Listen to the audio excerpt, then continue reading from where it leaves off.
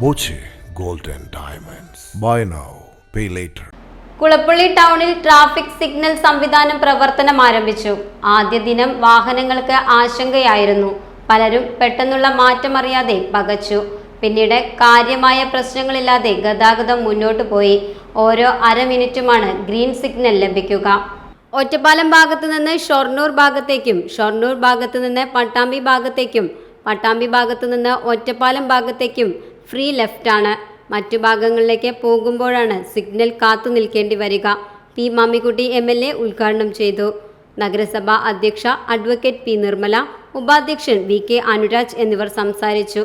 തിരക്കേറിയ സമയങ്ങളിൽ കുളപ്പള്ളിയിലുണ്ടാകുന്ന ഗതാഗത തടസ്സം പരിഹരിക്കാൻ സിഗ്നൽ സംവിധാനത്തിനാവുമെന്നാണ് പ്രതീക്ഷയെന്ന് പി മാമ്മിക്കുട്ടി MLA പറഞ്ഞു. Time kids pre school, Mannannur road, Vaniyamkulam. .view news. കാഴ്ചകളാണ് ലോകം, കണ്ടു തുടങ്ങുക.